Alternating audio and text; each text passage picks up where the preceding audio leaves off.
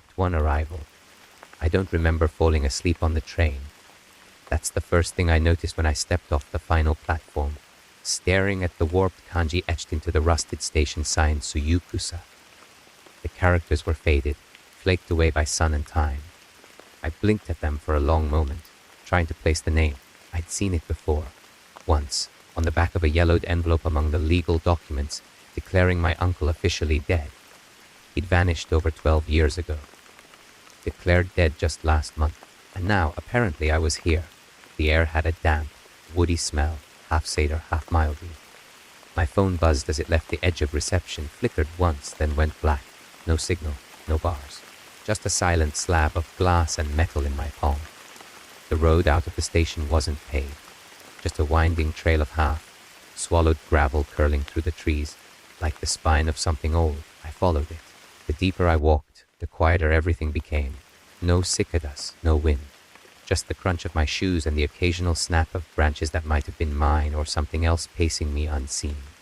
Eventually, the forest broke. There it was. Tsuyukusa. You could call it that. Just a scattering of old homes clinging to the mountainside like lichen, roofs bowed from years of snow and neglect. Some had tarps pulled across them. Others were choked in vines. A small shrine sat at the road's edge, the torii gate leaning like it had grown tired of standing upright. Everything looked blurred, as if I were seeing it through fogged glass. People were watching me. I didn't notice them at first. Just shadows behind curtains, pale faces peeking through doorways. No one waved. No one spoke. They only watched, like they were waiting for something, or trying to remember who I was. I adjusted the straps of my duffel bag and kept walking. The house was at the very end of the road, past a rusted sign with our family name on it, Kusunoki. The characters were mostly swallowed by moss, but I could still make them out. I'd seen them on the same envelope. The house itself was larger than I expected, 2 stories, traditional in style, with rice paper windows and a deeply bowed roof. But it was dying. Kudzu vines strangled the upper beams. Half the shingles had fallen away.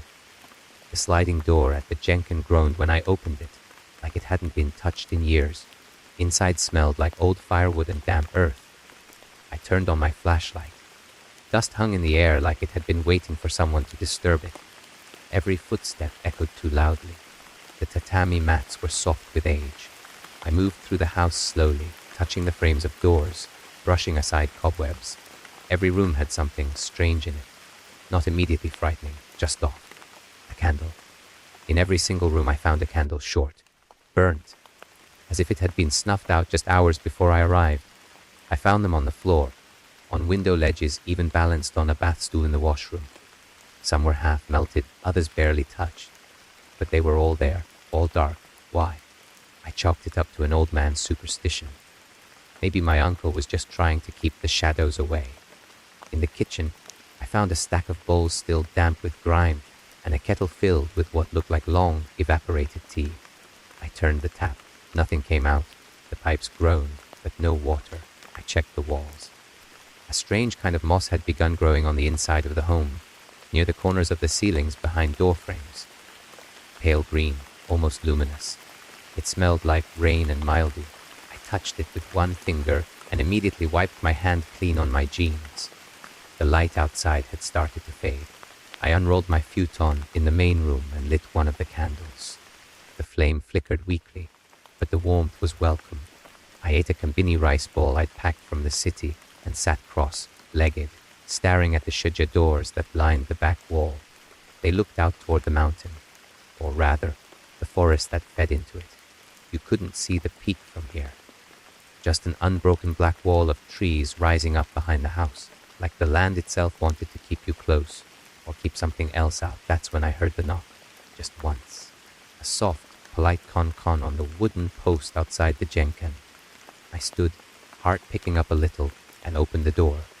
An old woman stood there, her back slightly hunched, holding a small bundle in both hands. "You're the nephew?" she asked. Her voice was rough, like sandpaper on stone. I nodded. She pushed the bundle toward me.